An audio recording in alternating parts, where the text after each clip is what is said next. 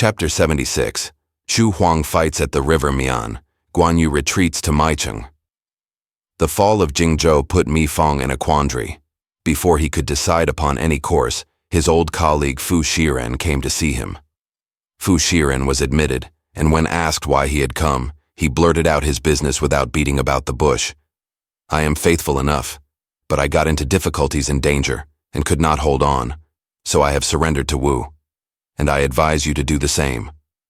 You and I have both fed on the bounty of the Prince of Hanzhong, and I cannot understand how you can turn against him. Guan Yu went away hating both of us intensely. Even if he comes back victorious, I do not think he will forgive us. Just think it over. My brother and I have followed the prince these many years, and I do not like leaving him like this." Mi Fang hesitated. Before he could make up his mind, there came a messenger saying, "The army in Fancheng is short of grain, and I was sent to demand white rice for the soldiers. Nanjun and Gonggan are to send 10,000 carts at once. Delay will be most severely punished." This sudden demand was a shock to Mi Fang. "Where am I to get the rice?" said he despairingly to his friend and tempter. "Jingzhou is now in the hands of Wu." "Do not dilly-dally," said Fu Shiren. Thereupon he drew his sword and slew the messenger as he stood in the hall. "What have you done?" cried Mi Fang. "Guan Yu wanted to slay us too and has forced me to this. Are we to fold our hands and await death? Either you give in at once and go over to Wu, or you will be put to death by Guan Yu." Just then they heard that Lu Meng's troops had actually reached the city wall. Mi Fang saw that nothing could save his life but desertion, so he went out with Fu Shiren and gave in his allegiance to Lu Meng, by whom he was led to Sun Quan. Sun Quan gave both of them presents, after which he proceeded to restore order and to reward his army for their services. At the time that great discussion about Jingzhou was going on in Xuchang, a messenger arrived with a letter from Sun Quan. It told the plan of attacking Jingzhou and begged Cao Cao to send an army to attack Guan Yu in the rear, enjoining the utmost secrecy. Cao Cao summoned his advisors to a meeting for consultation. First Secretary Dong Zhao said, "Now that Fancheng is surrounded, it would be well to shoot letter into the city to let the besieged know, so that they may not yield to depression. Then we will inform Guan Yu of the danger from the south. If Guan Yu hears that Jingzhou is threatened by Wu, he will come back to try to defend it. Then let Huang take the chance to attack, and our victory will be complete." Cao Cao agreed that the plan was good, and so he sent a messenger to urge Huang to attack. Cao Cao himself led a large force to Yangling Slope, south of Luoyang, to rescue Cao Ren. Huang was sitting in his tent when they told him that a messenger from the Prince of Wei had arrived. The messenger was called in and said, "The prince has led an army to Luoyang, and he wishes you to hasten to attack Guan Yu in order to relieve Fancheng." Just then the scouts came to report, "Guan Ping has encamped at Yancheng and Liao Hua at Xizhong. The enemy have built a line of 12 stockades." Huang ordered 2 of his generals, Lu Qian and Xu Shang, to Yancheng to masquerade as if he himself was in command by showing his ensigns. Huang himself, at the head of 500 veterans, went along River Mian to attack Yancheng in the rear. When Guan Ping heard of the approach of Huang, he prepared his own division to meet him. When both sides were arrayed, Guan Ping rode out and engaged Xu Shang. After 3 encounters, Xu Shang had the worst of it and fled. Then the other general, Lu Qian, went out. He fought 6 bouts and also ran away. Thereupon Guan Ping went in pursuit and smote the flying enemy for 7 miles. But then there was an alarm of fire within Yancheng, and Guan Ping knew that he had been inveigled into the pursuit and was a victim. So he turned and set out for the city again. On his way he met a body of troops, and standing under the great standard was Huang. Huang shouted out, "Guan Ping, my worthy nephew, it is strange that you do not recognize death when it stares you in the face. Your Jingzhou has fallen into the hands of Wu, and yet you act so madly." Guan Ping, whirling his sword, just rode hard at Huang, and they engaged. But after the 3rd bout, there was a tremendous shouting among the soldiers, for the flames within the city burst up higher than before. Guan Ping could not follow up his desire to continue the fight, but cut his way out and made a dash for Xizhong, where Liao Hua received him with the news of the disaster to Jingzhou. People say that Jingzhou has fallen to Lu Meng, and the news has frightened the whole army. "What is to be done?" said Liao Hua. "It is only a malicious rumor. Do not let it spread. If anyone repeats it, put him to death." Just then, a man came running in to say that Huang was attacking the first stockade on the north. "If that goes," said Guan Ping, "the remainder will follow. But as we have River Mian at our back, they will not dare attack this. Let us go to the rescue." So Liao Hua summoned his subordinate leaders and gave them orders to hold the camp and make a signal if the enemy came. "There is no danger here," said they. "The camp is defended by a 10-fold line of thorny barriers. Even a bird could not get in." Guan Ping and Liao Hua mustered all the veterans they had and went away to the first stockade. Seeing the way soldiers camped on a low hill, Guan Ping said to his colleague, "Those soldiers are stationed in an unsafe place. Let us raid their camp tonight." "You take half the force, General, and I will remain to keep the camp," said Liao Hua. When night fell, the attacking force went out. But on reaching the camp, not a man opposed them. The camp was empty. Then Guan Ping knew he had been deceived and turned to retreat. He was at once attacked on two sides by Shushang and Lu Qian from left and right. Unable to stand, his troops ran for the camp. The soldiers of Wei followed, and presently the camp was surrounded. They were compelled to abandon the position and set off for Xizhong. As they drew near, they saw torches, and presently knew by the ensigns displayed that the camp had also fallen to the enemy. Retiring, they hastened along the high road toward Fancheng, but presently their way was barred by a force under Huang himself. By dint of hard fighting, they got away and returned to their main camp, and Guan Ping went to his father. Said he, "Huang has got possession of Yancheng. Cao Cao's main army is on the way in 3 divisions, and many say that Jingzhou is in the enemy's hands." Guan Yu bade him be silent. "This is a fabrication of the enemy," said Guan Yu, "but it may dishearten the soldiers. We know Lu Meng is ill, and they have appointed that impractical fellow Lu Xun to succeed him at Luku. There is nothing to fear." Then news came that Huang had arrived. At once Guan Yu bade them saddle his charger. "Father, you are not strong enough to go into the battle," said Guan Ping. "Huang and I were once friends, and I know what he can do and not do. I will give him the chance to retire. If he does not take it, then I shall just slay him as a warning to the others."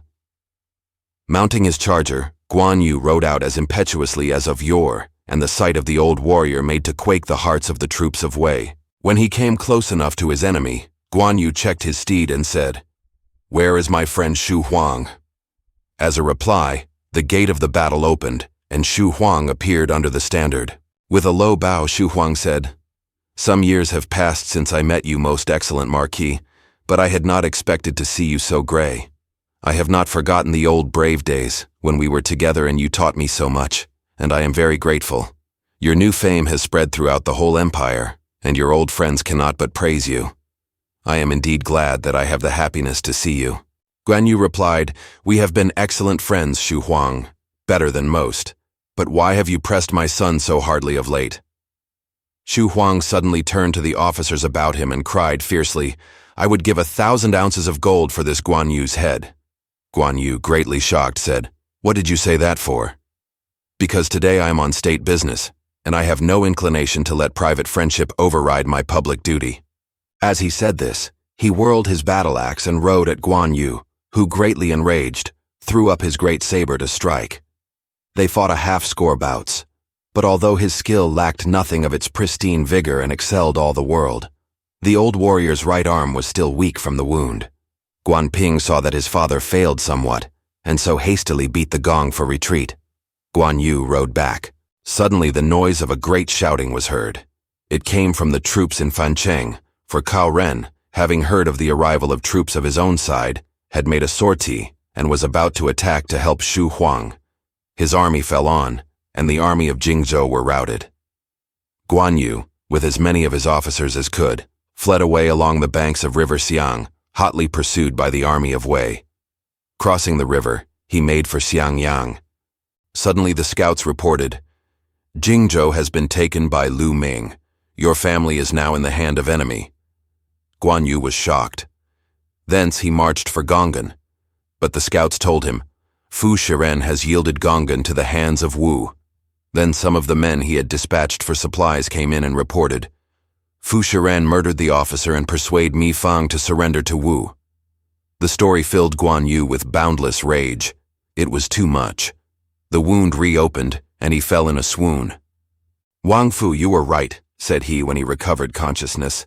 "How I regret that I did not heed what you said." "But why were the beacon fires not lighted?" continued he presently. Said the scouts, "Lu Meng's marines in the guise of traders came over the river. There were soldiers hidden in the ships and they seized the beacon guards, so preventing them from kindling the fires." Guan Yu sighed.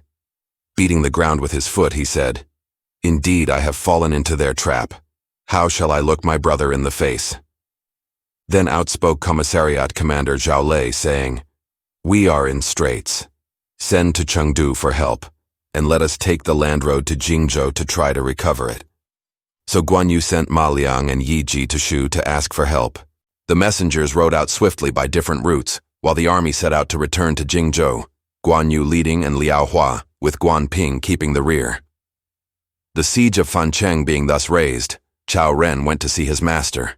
With tears he acknowledged his fault and asked pardon. "It was the will of heaven and no fault of yours," said Cao Cao, and he rewarded the armies.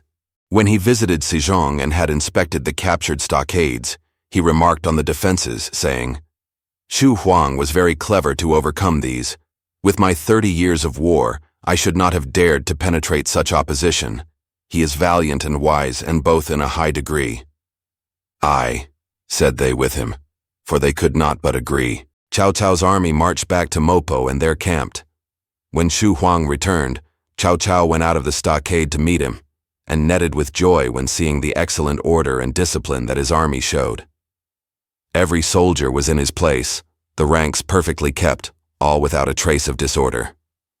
"General Xu Huang has the spirit of the old Zhou Yafu," said Cao Cao, and on the spot conferred on his commander the title of General who pacifies the South. Xu Huang was sent soon after to share in the defense of Xiangyang with Xiahou Shang and to meet Guan Yu's army. Jingzhou being still in turmoil, Cao Cao remained at Mopo waiting for news. Guan Yu found himself at a standstill on the road to Jingzhou, with the army of Wu in front and the men of Wei coming up behind. "What is to be done?" he discussed the position with Zhao Lei, "when we cannot advance nor retreat and the aid has not come." Zhao Lei proposed a halt to try to shame Lu Meng into aiding Cao Cao. Said he, "When Lu Meng was at Luku, he used to write to you often, and you agreed to join hands in the destruction of Cao Cao. Now he is a traitor and fighting on the other side. Send a letter and reproach him. Perhaps we may get a satisfactory reply." So the letter was written and sent to Jingzhou. Meanwhile, by Lu Ming's special command, the most complete protection was given to the families of all the officers who were serving under Guan Yu, and they were kept supplied with all they required. Even the ailing members of their households were treated by physicians free of charge. The result was that they were quite won over to the new order of things, and there was no attempt to disturb it. When Guan Yu's letter came, the messenger was led into the city and well treated. When Lu Meng read the letter, he said to the bearer thereof, "You must understand the different circumstances. When your general and I were leagued together, it was a personal matter between us two. Now things have changed. I am sent here with certain orders, and am not my own master. I would trouble you, O messenger, to return and explain thus to your master, and in good words." The bearer of the letter was entertained at a banquet, and sent to repose himself in the guest house, where the families of the absent officers sought him to have news of their husbands and fathers. Moreover, they brought him letters and gave him messages for the officers, and the whole tenor of these letters and messages was that they were all in good health. All their needs were supplied, and they lacked nothing. When he left the city, Lu Meng himself escorted him to the outskirts and set him on his way. On his return to the army, he gave to Guan Yu the message of Lu Meng, and told him that the families were all well and safe and well cared for. This, however, did not greatly please Guan Yu. Stamping his foot, Guan Yu said, "This is merely a ruse to gain favor and popularity. The brigand. If I cannot slay him while I live, I will after I am dead. My hate shall not go unappeased." He roughly dismissed the messenger, who went out and was at once surrounded by those whose families were in the city and who desired to have news of them. And when he gave them the letters and messages and told them all were well, there was great rejoicing among the men in the camp, and kindly feelings for Lu Meng prevailed. And therewith died down the spirit of fighting. Guan Yu led the army to attack Jingzhou, but day by day, the men deserted and ran away to the very city they were moving to attack. So day by day Guan Yu's bitterness and anger increased, and he advanced in angry haste. One day there was a great shouting and the noise of drums, and he found his way blocked. "Why do you not surrender, friend Guan Yu?" said the leader of this body, Jiang Qin. "Could I give in to a rebel? I, a servant of the Hans and a leader of their army?" roared Guan Yu in a passion. Thereupon, he whipped his horse forward and swung up his sword to strike. However, Jiang Qin would not fight. The two exchanged a few blows, and Jiang Qin fled. Guan Yu followed. When he had gone a long way, there suddenly appeared from a gully near him Han Deng, while Zhou Tai came out from the other side. Thereupon Jiang Qin wheeled round and once more came to do battle, so that three forces were opposed to Guan Yu. Unable to withstand these, he retreated.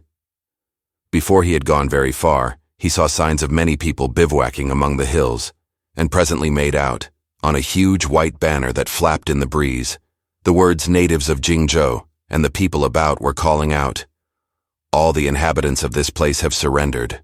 Guan Yu felt like rushing up and cutting these people to pieces, but just then two other cohorts appeared led by Ding Feng and Xu Xing, who supported Jiang Qin.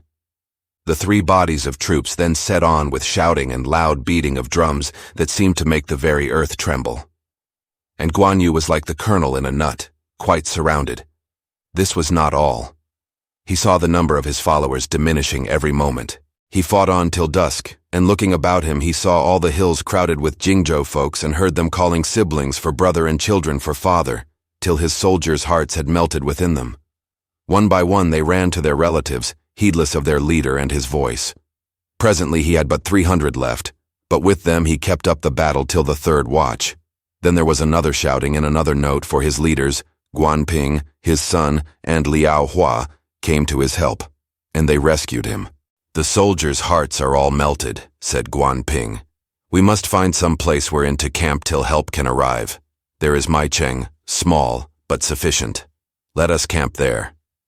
Guan Yu consented, and the exhausted army hurried thither as quickly as they could. The small force was divided among the 4 gates to guard.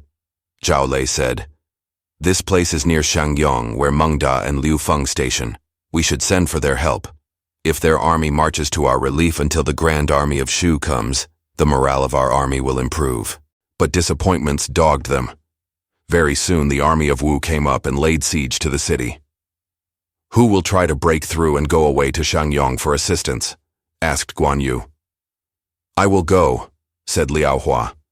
"And I will escort you past the danger zone," said Guan Ping. Guan Yu wrote his letter, which Liao Hua concealed next to his skin, and having eaten a full meal, he rode out at the gate. The leader of the enemy, Ding Feng, tried to check him, but Guan Ping fought vigorously and drove him away. So Liao Hua escaped the siege and reached Shangyong, while Guan Ping returned. Then they barred the gates and hold their defense. Now, having captured Shangyong, Liu Feng and Meng Da had remained to guard it. Liu Feng had been created governor-general, and together with Meng Da, to defend that city. When they heard of the defeat of Guan Yu, they took counsel what to do. When Liao Hua came, he was admitted into the city. He told the tale of Guan Yu's straits, and asked for help. Said Liao Hua, "Guan Yu is closely besieged in Maicheng. Help from the west will be a long time in coming, so I have been sent to beg your assistance. I hope you will march the Shangyong troops thither as quickly as possible, for any delay will be fatal." Liu Feng replied, "Sir, go to the rest house for a time till we can decide." So Liao Hua went, and the two leaders talked over the matter. Liu Feng said, "This is bad news. What is to be done?" "Wu is very powerful," replied his colleague. "Now they have control over the whole region of Jingzhou, save this small clod of earth called Maicheng. Cao Cao is at hand with 500,000 troops, and we cannot stand against the two mighty forces. I say we must not move." "I know all this, but Guan Yu is my uncle, and I cannot bear to sit still and not try to save him." "So you hold him as an uncle," said Meng Da with a smile. "Yet I do not think he holds you much as a nephew. When the Prince of Hanzhong adopted you, Guan Yu was greatly annoyed, and after the prince had accepted his new dignity and was nominating his heir, I heard he consulted Zhuge Liang, who said the affair was one to be decided within the family, and declined to advise. Then the prince sent to ask Guan Yu's advice. Did Guan Yu name you? Not at all. You were only a son by adoption and could have no place in the succession. Further, Guan Yu advised that you be sent to a distance, lest you might cause trouble. This is common knowledge, and I am surprised that you are ignorant of it. Yet today you make capital out of the relationship, and are willing to run a great risk to support it. Granted that what you say is true, still what reply can we give? Simply say that this city is still unsettled, and you dare not move lest it be lost. Liu Feng took his colleague's view, sent for the messenger, and told him. Liao Hua was greatly disappointed. He threw himself on the ground and knocked his head, imploring assistance. "If you act thus, there is an end of Guan Yu," cried Liao Hua. "Will a cup of water extinguish a wagon load of blazing wood?" said Meng Da. "Hasten back and await patiently for the coming of help from the west." Liao Hua renewed his entreaties. The two commanders simply rose, shook out their sleeves, and left him. Liao Hua saw that things had gone against him, and thought his best course would be to go at once to Chengdu. He rode out of the city cursing its defenders and went away west. Guan Yu from his fortress looked anxiously, but vainly, for the coming of the expected aid. He was in a sorry plight. His army numbered but a few hundred, many wounded. There was no food. Then someone came to the foot of the wall, and calling out to the defenders on the wall not to shoot, said he had a message for the commander. He was allowed to enter. It was Zhuge Jin. When he had made his salutations and taken tea, he began his harangue. "I come at the command of my master, the Marquis of Wu, to persuade you to a wise course. From of old, it has always been recognized that the hero must bow to circumstances. The region with its 9 territories and 42 counties that you ruled have come under another, with the exception of this single city. Within there is no food. Without, no help, so that it must fall quickly. Wherefore, O General, why not hear me and join your fortunes to those of Wu? You shall be restored to your governorship, and you will preserve your family, if haply, sir, you would reflect thereon." Guan Yu replied quite calmly, "I am a simple soldier from the village of Zhuge Liang, yet my lord and I have become brothers. How can I betray him? If the city may fall, then I can but die. Jade may be shattered, but its whiteness remains. Bamboo may be burned, but its joints stand straight. My body may be broken, but my name shall live true in history. Say no more, but leave the city, I beg. I will fight Sun Quan to the end. My master desires to enter into such a league with you as did Qin and Jin in former days, that you may mutually assist to destroy Cao Cao and restore the Hans. That is his idea, and why do you persist in this wrong course?" As Zhuge Jin finished this speech, Guan Ping, who was by, drew his sword to slay him, but his father checked him. "Remember, his brother is in Shu, helping your uncle. If you hurt him, you will injure the principle of fraternity." Guan Yu then bade his servants lead Zhuge Jin away. Zhuge Jin went, his face covered with shame, and left the city. When he reached his master, he told of Guan Yu's obduracy and rejection of all argument. "He is indeed a loyal servant," said Sun Quan. "Still, what is to be done next?" "Take some casts in the Book of Changes," said Lu Fan. So the lots were taken and explained to mean that the Marquis's enemies should flee to a distance. Then Sun Quan asked Lu Meng, saying, "If he flies to a distance, how can he be captured?" "The divination exactly fits in with my schemes," replied Lu Meng. "Even if Guan Yu had wings to soar to the skies, he would not escape my net." The scheme of Lu Meng will be unfolded in the next chapter. Thanks for watching. Please like the video and subscribe to the channel for more excellent content.